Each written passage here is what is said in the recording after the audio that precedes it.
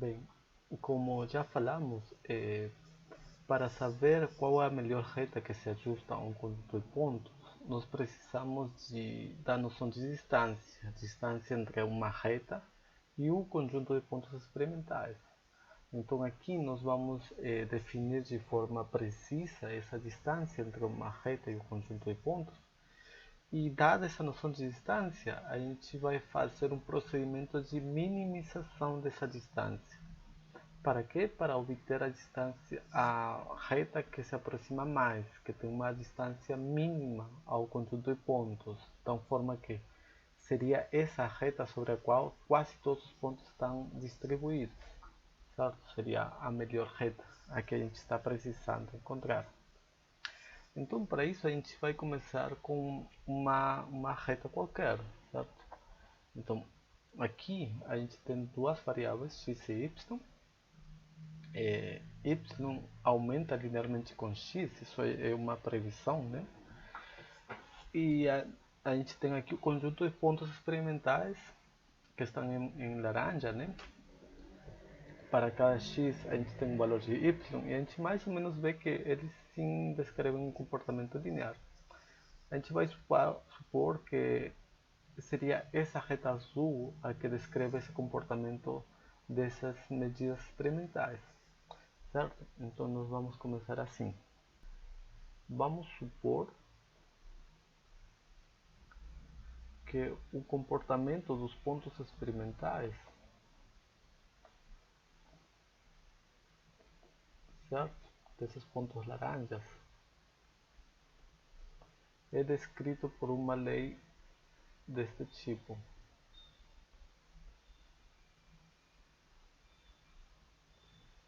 Em que y barra vai ser ax mais b. Certo? Eu vou explicar melhor porque estou colocando esse barra no y aqui. Mas isso quer dizer que o y barra, né, vai aumentar proporcionalmente ao x.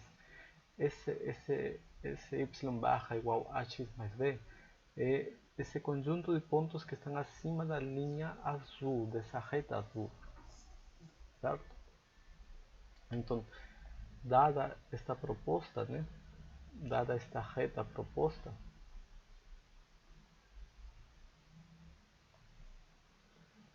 nós precisamos, certo?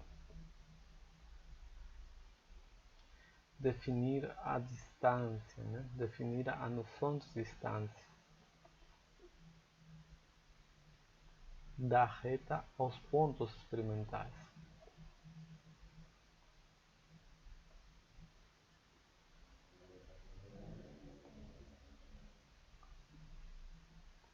Certo? Então, a gente tem essa reta e a gente quer saber qual é a distância entre essa reta e os pontos experimentais. Se a distância é zero, quer dizer que ela está acima dos pontos. Se a distância não é zero, quer dizer que essa reta está longe dos pontos. Certo? Beleza. Então vamos dizer que a gente tem aqui um valor de xi, né? Quando x, a gente mediu o valor de x sendo xi.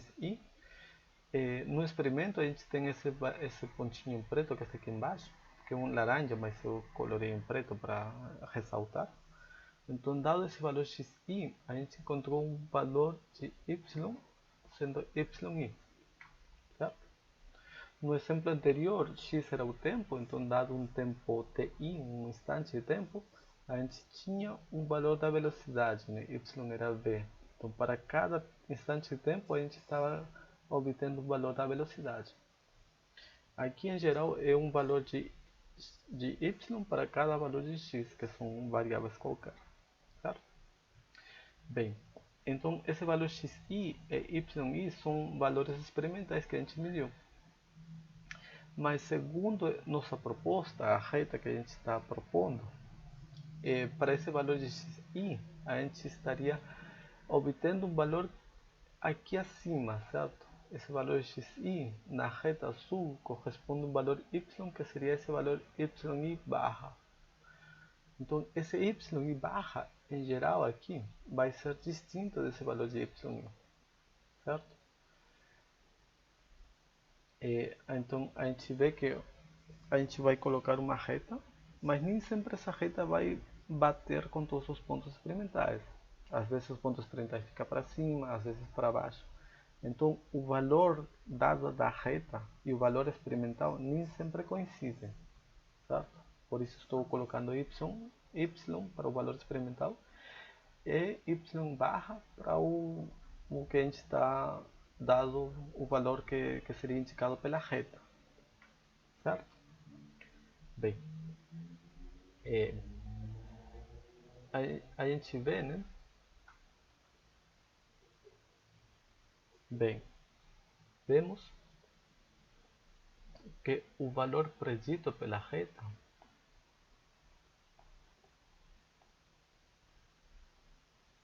certo? O valor predito pela reta é o valor y e barra, certo? Que seria axi mais b. É diferente, né? E em geral, certo? Em geral nem sempre vai coincidir. Em geral, é diferente do valor experimental.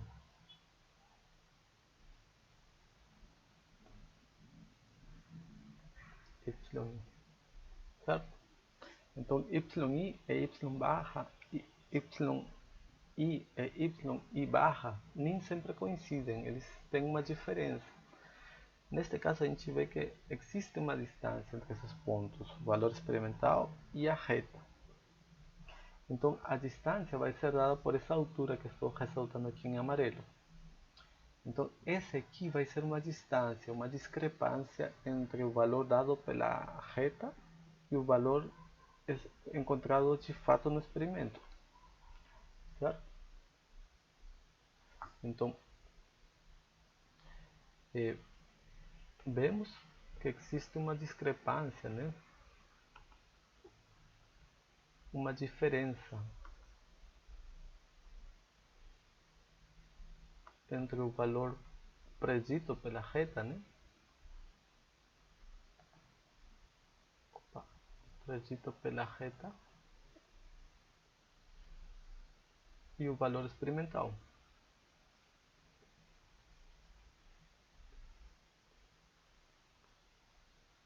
Certo? Isto nos dá uma distância, então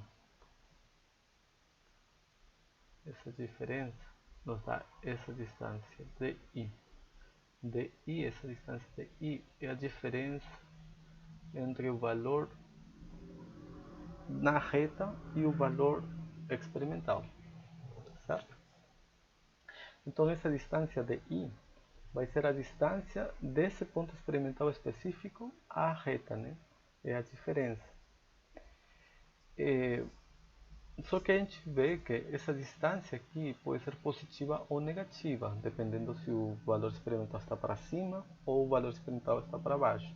Então, essa distância, sendo essa diferença entre y barra e y, certo? O valor da reta com o valor experimental, essa diferença às vezes é positiva ou negativa. Então, para evitar esses problemas com sinais, a gente vai somar os quadrados dessa distância, certo? E aí a gente vai ter números positivos, a gente está somando números positivos e não vai ter possibilidade dessas distâncias se anularem entre si, porque todas são positivas.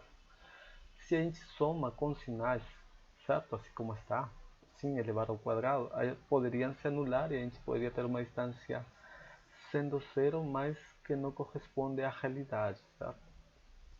Então, a gente vai definir a distância da reta aos pontos como a soma destas distâncias mais elevadas ao quadrado. Então, isso que a gente vai dizer de distância quadrática. Ok? Certo? Então, nós vamos definir a distância quadrática, certo? A distância quadrática, que eu vou chamar de D, essa é a distância da reta ao conjunto de pontos experimentais,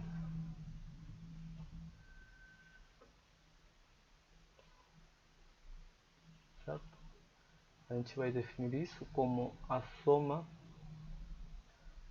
dos quadrados das distâncias de I.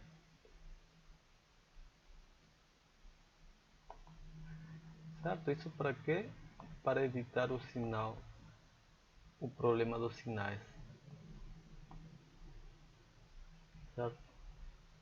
Para evitar um possível cancelamento entre as distâncias.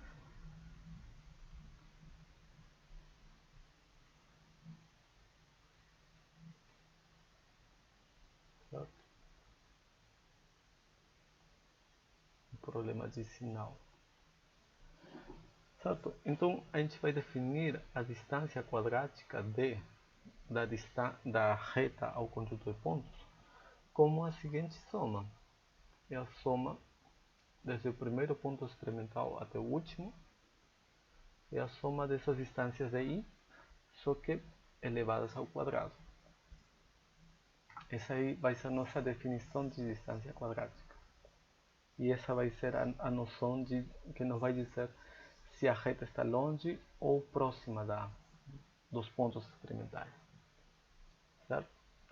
Então, a distância quadrática, se a gente utiliza a fórmula da distância de I, vai ser o somatório de yi barra menos yi, todos esses termos elevados ao quadrado. Ok? E se a gente vê lá em cima qual que é a definição de yi barra, né? Essa distância vai ser a soma de yi barra. Y barra é o que a gente é o que a reta estaria nos dizendo qual seria o valor de y, certo? Então y barra é a xi mais b, certo? Esse aqui é o y barra, né, de cima.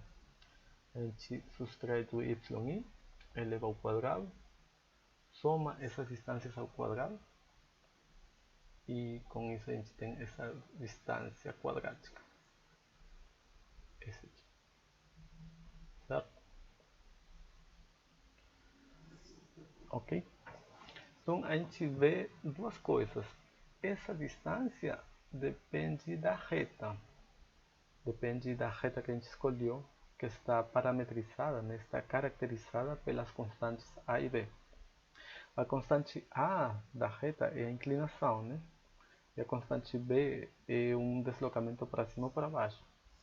Então, mudando A e mudando B, a gente está mudando a reta, certo? E a gente vê que essa distância D depende dos valores de A e B. É o somatório de todos esses termos e aí no meio aparecem A e B. Então essa distância depende de A e B. Certo? E essa distância depende dos pontos experimentais, dos valores xi e yi, que são os valores medidos de fato no laboratório. Então, essa distância depende da reta, que está dada por A e B, e depende dos pontos experimentais, que está dado por xi e yi.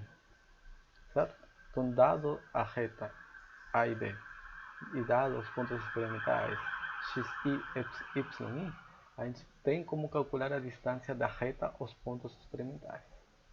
Certo? Então, vemos que a distância D depende dos parâmetros que caracterizam a reta.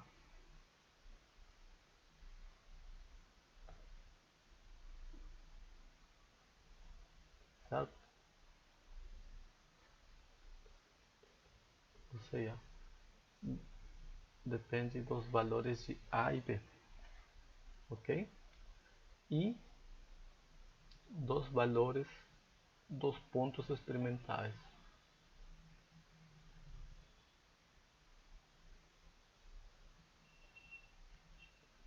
X, I e Y. Certo? É uma mistura de x, y, y com A e B. Ok? Bem, Mas aqui o importante é que depende principalmente da reta que a gente escolheu. Se a gente modifica a reta, modifica a inclinação, digamos, mudamos a gente mudando A, mudamos a distância. Mudando B, a constante de deslocamento para cima e para baixo da reta, a gente muda a distância. Então, temos que a distância é uma função de A e B. Depende, né? Ou seja, a distância é uma função que depende de A e B. Ok? E modificando A e B, podemos mudar a distância. Certo?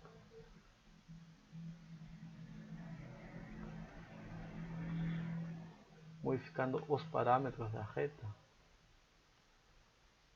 ou seja, mudando de reta, modificando A e B, modificamos a distância. Certo? Que é o que a gente queria, né? A gente queria uma maneira de minimizar a distância. Essa distância depende da inclinação da reta de A, depende da constante B. Mudando A e B, a gente tem que encontrar uma maneira de encontrar a distância mínima, certo? Então, para isso que a gente vai aqui utilizar a aplicação da derivada. Uma das aplicações da derivada, que é encontrar o máximo ou o mínimo de uma função. Para encontrar a distância mínima, a gente tem que encontrar os parâmetros A e B certos, de tal maneira que a distância seja mínima. E para isso, para que a distância seja mínima, suas derivadas têm que ser zero. Certo? Então, portanto, vemos que para encontrar a distância mínima,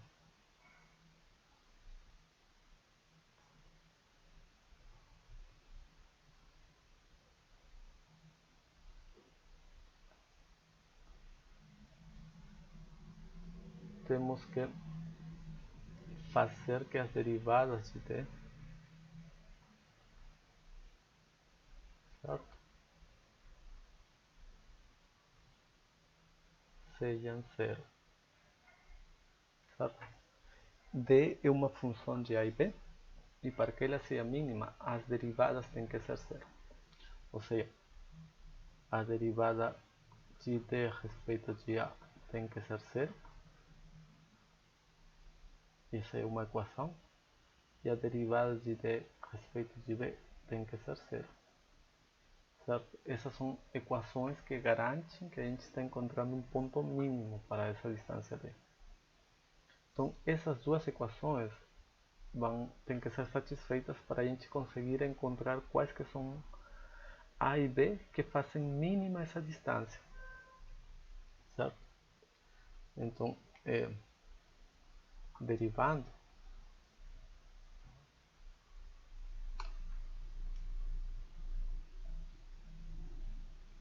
certo? Realizando as derivadas,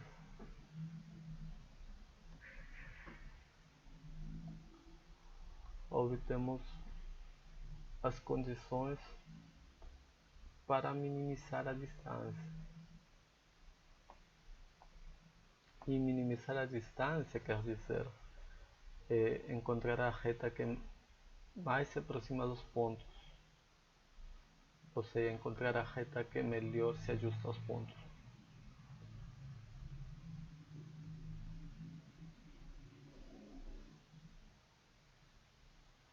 Ok? Os pontos experimentais. Bem, dada a expressão de D que está aqui acima, né? Se a gente faz a derivada dela a respeito de A igual a zero, obtemos uma condição. Se a gente faz a derivada de respeito de B igual a zero, temos outra condição. Então, fazendo essas derivadas, a gente tem que é a derivada de D respeito de A igual a zero. A derivada de D respeito de A vai ser este somatório, desde o primeiro ponto experimental até o último, de 2 vezes axi mais b menos yi, certo? E como a gente está derivando a respeito de A, aqui ao derivar a respeito de A aparece um xi fora, tudo isso aqui tem que ser igual a zero. E derivando D a respeito de B, a gente vai obter este somatório de 1 até n de 2 vezes axi mais b menos yi vezes 1, porque quando a gente deriva a respeito de b fica 1 igual a 0, certo? Estou utilizando a regra da cadeia aqui implicitamente. Ok. Este aqui é um sistema de duas equações lineares acopladas, certo? De duas equações lineares com duas incógnitas, certo?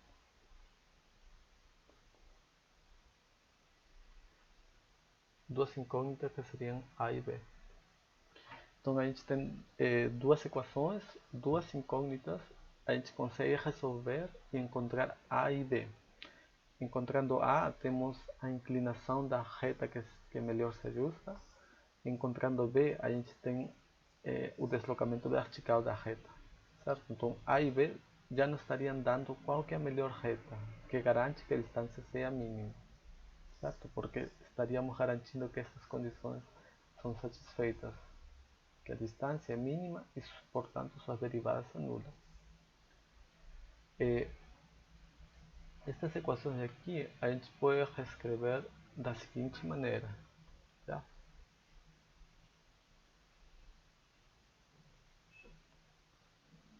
Podemos reescrever as equações como aqui vai ficar um A, aqui vai ficar o somatório xi vezes xi, fica o somatório xi ao quadrado, então aqui fica somatório de 1 até n de xi ao quadrado. Aqui aparece b com xi, então aparece b vezes o somatório xi, tá? O que eu estou fazendo aqui é tirar as constantes dos somatórios, né? Aqui aparece xi e o número 2 também a gente pode esquecer dele, porque aqui dividir tudo por 2 dá no mesmo, porque aqui é 0. Então, tirando a constante aqui, fica o somatório xi ao quadrado. Tirando b, fica o somatório xi. E aqui ficaria o somatório xi vezes yi, só que com sinal menos. E ficaria então por outro lado com sinal mais. Vai usar somatório de 1 até n de xi vezes yi. E de forma análoga, embaixo a gente pode tirar o a e fica o somatório de xi desde 1 até n. E a gente tirando o b, aqui fica o somatório de 1 desde i1 até n. Então se a gente somar 1 mais 1 mais 1 n vezes, vai ficar simplesmente n aqui. E aqui vai aparecer menos o somatório de yi. E ele pode ir para o outro lado com mais. Então aqui fica mais o somatório de 1 até n de yi. Tá? Então esse aqui é o sistema de equações que nos vai dizer qual que são os valores de A e B, certo? Resolvendo este sistema, obtemos A e B e, portanto, obtemos a reta que melhor se ajusta, que tem distância mínima, certo?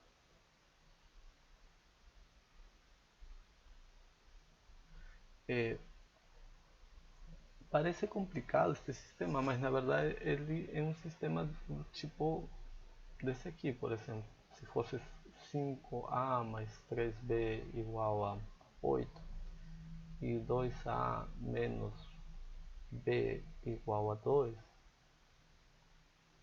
a gente consegue resolver esse sistema de equações e encontrar a e b.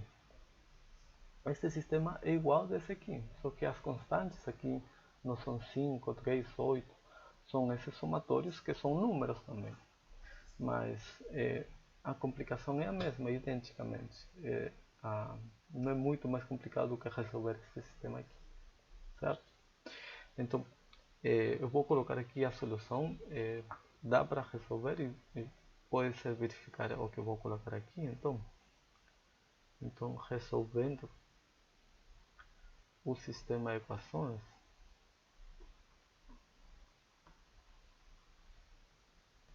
certo? Temos que o que a gente tem aqui, qual que é o valor de A?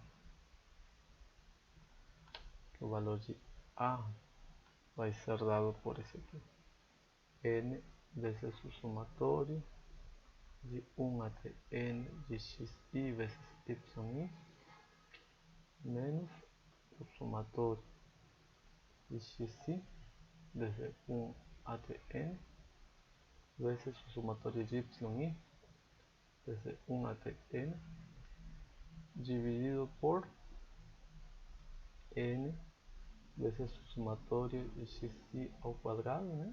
Desde 1 até n também, menos agora o somatório de xi sozinhos, desde 1 até n, mas todo esse somatório elevado ao quadrado. Esse aqui é o valor de A. Então, esse aqui é o valor da inclinação da reta.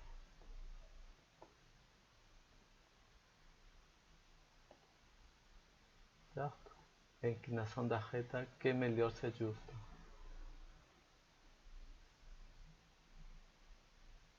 E tem distância mínima.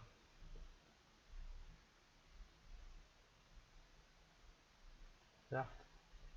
É a que tem distância mínima aos pontos experimentais. Beleza? E, bom, o valor de B, resolvendo ele, a gente tem que vai ser esse aqui. Somatório do xi ao quadrado, né? Desde 1 até n, todos os somatórios vão ser desde 1 até n. Então vou colocar assim somente. Menos aqui, somatório de xi. E a gente multiplica vezes o somatório de xi vezes yi. Certo? Soma esses produtos, soma xi, multiplica eles, certo? Subtrai desse somatório de x ao quadrado vezes o somatório de yi. E a gente divide pelo mesmo termo que aparece aqui, que é o somatório de x ao quadrado, certo? Menos o somatório de xi, e depois de somar tudo ao quadrado a gente vê, certo? Então esse aqui é o valor da constante b da reta.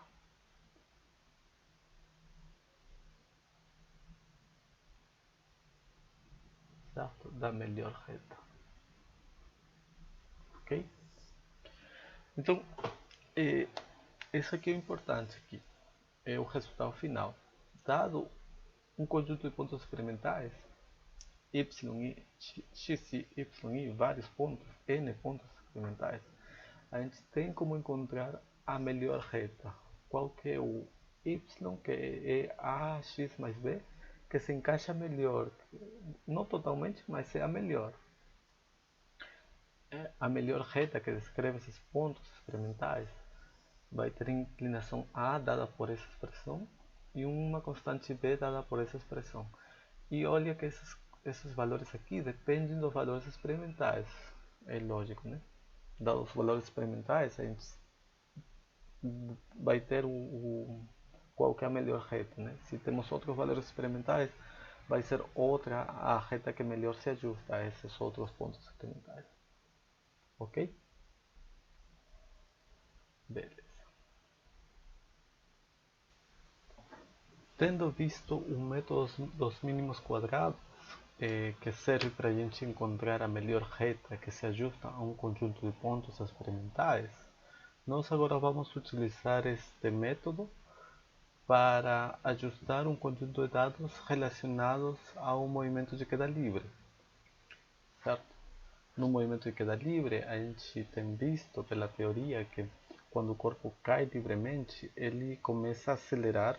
A aceleração é a aceleração da gravidade, e esse valor da aceleração da gravidade, segundo Galileu, vai ser igual para todos os corpos, independente do seu formato, da sua massa, do seu volume. Então, como o corpo começa a acelerar, ele vai aumentando a sua velocidade. E como esta aceleração é constante, a velocidade vai ir aumentando proporcionalmente ao tempo, certo? Então, é esta lei que a gente quer verificar, se de fato a velocidade com o tempo tem uma relação linear, se a velocidade aumenta proporcionalmente ao tempo na queda livre, ok? Então, no movimento de queda livre, né? No movimento de queda livre,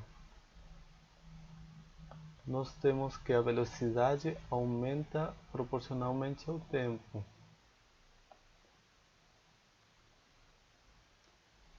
Certo? Aumenta proporcionalmente ou linearmente.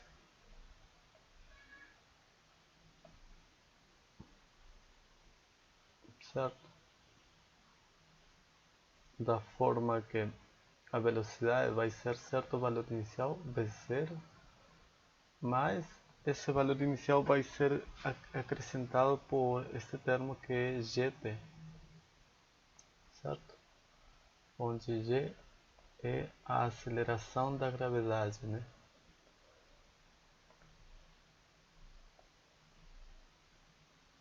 Certo? Então essa aqui é a lei que a gente precisa verificar. Se de fato na queda livre a velocidade aumenta seguindo esta lei, certo? Então, para isso a gente fez um experimento, a gente filmou um movimento de queda livre e com esse vídeo a gente obteve estas informações, certo? Aqui a gente está com os dados de tempo, né? Nessa coluna aqui. Então esse aqui é o primeiro tempo, esse aqui é o primeiro tempo, esse aqui é o tempo 2, esse é o terceiro tempo, o quarto tempo e assim vai. E com todos esses tempos a gente também tem medido as posições, a primeira posição, a segunda posição, assim, né? A posição no tempo 3, no tempo 4. E com essas informações de posições e tempos a gente pode calcular os deslocamentos de um ponto para outro, de um tempo para outro. E com esses deslocamentos e os intervalos de tempo a gente pode construir essa coluna aqui das velocidades, as velocidades instantâneas. Então a gente tem que verificar se essa velocidade de fato aumenta linearmente com o tempo. Então nós temos que prestar atenção nesta coluna aqui de tempos e nesta coluna aqui de velocidades, certo? E ver se a velocidade de fato aumenta linearmente com o tempo. Com estes dados experimentais, a gente já viu como encontrar a melhor reta que se ajusta a esse conjunto de pontos onde V aumentaria linearmente com o tempo, certo? Para isso a gente precisa calcular esses coeficientes A e B, certo? Na teoria do método dos mínimos quadrados, a gente tinha uma variável y que aumenta linearmente com x, certo? Duas variáveis gerais. Neste caso, o y vai ser o v vai fazer o papel do y e o tempo vai fazer o papel do x, daquela variável x. Então, y aumentava linearmente com x e agora vai ser v que vai aumentar linearmente com t. E por isso que agora as expressões são essas daqui, para os coeficientes A e B da melhor reta que se ajusta a esse conjunto de pontos. E aqui a gente vê, por exemplo, que nesse termo aqui a gente precisa um somatório dos produtos tempo versus velocidade. Então, aqui a gente precisa, além dessa coluna tempo e velocidade, a gente precisa aqui outra coluna que seria tempo vezes velocidade. Certo? Aqui a gente precisa TV. E aqui a gente teria o primeiro tempo vezes primeira velocidade, o segundo tempo vezes segunda velocidade e assim vai. Certo? Que a gente precisa ser produtos tempo vezes velocidade. A gente tem os tempos, as velocidades, mas também precisamos do produto tempo-velocidade e precisamos do tempo ao quadrado. Então, a gente precisa, além disso, fazer mais outra coluna aqui, né? Que seria a coluna do tempo ao quadrado. Então, aqui a gente teria o primeiro tempo ao quadrado, o segundo tempo ao quadrado e assim vai. Certo? Então, da teoria dos mínimos quadrados, a gente tem que calcular esses coeficientes A e B que caracterizam a melhor reta que se ajusta a esse conjunto de pontos. E para isso a gente precisa destes somatórios que aparecem nessas duas fórmulas aqui. Então a gente precisa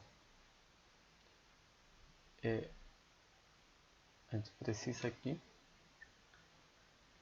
o somatório dos tempos, né? Eu vou colocar aqui no final, embaixo dessa coluna, porque esses são os tempos. Somando todos esses tempos, a gente tem o somatório dos tempos, que é esse termo que aparece aqui, por exemplo. Somando as velocidades, a gente vai ter esse termo aqui, que é a soma das velocidades. Certo? A soma das velocidades aparece aqui, por exemplo. E a soma dos produtos TI vai ser a soma desses termos aqui, dessa terceira coluna azul aqui. Então, essa aqui, somando toda essa coluna aqui, a gente vai ter a soma dos tempos vezes a velocidade. E somando os termos aqui, a gente teria esse termo que é a soma dos tempos ao quadrado. Então, soma do tempo ao quadrado. Certo? Então, tendo estes somatórios aqui desta coluna, desta coluna, desta coluna, desta coluna, tendo esses quatro somatórios, a gente pode colocar eles dentro destas expressões de A e B e calcular os valores da melhor reta que se ajusta a esse conjunto de pontos. Certo? Esse N aqui é o número de pontos experimentais. Aqui eu estou mostrando uns 10 pontos experimentais, certo? 10 medidas. Mas essa é só uma amostra. A gente, de fato, o experimento a gente fez obteve mais pontos experimentais. Bem, então, com estes somatórios a gente pode calcular os valores de A e B que caracterizam a melhor reta. E com isso, fazendo esses cálculos, a gente encontra estes valores de A e B para este caso particular de velocidade com o tempo no movimento de queda livre. Certo? Então, a gente tem então essa reta aqui, que vai ser a melhor reta que se ajusta a esse conjunto de pontos. Essa reta vai dizer que a velocidade vai ser uma constante A vezes o tempo mais uma constante B. Certo? Isso aqui pelo método dos mínimos quadrados, né? Pelo método dos mínimos quadrados, obtemos que a velocidade vai ser proporcional ao tempo, onde a constante de proporcionalidade é A, mais uma certa constante B, onde A e B são esses valores aqui que a gente acabou de calcular. Certo? Mas pela teoria, certo?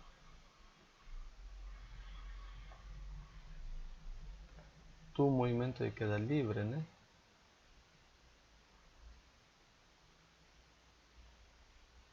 Nós esperaríamos que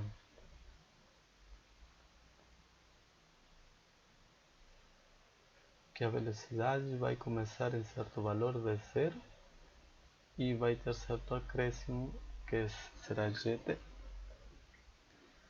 Com isso, então a gente pode identificar aqui que este valor A que está junto ao tempo vai ser exatamente o valor de G. Este valor B dessa reta vai ser o valor de V0, certo? Então, a gente, portanto, nós identificamos que A, a constante A que está junto ao tempo, vai ser igual a G, a aceleração da gravidade.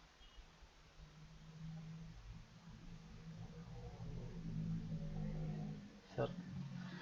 Então, este valor A é um valor que a gente obteve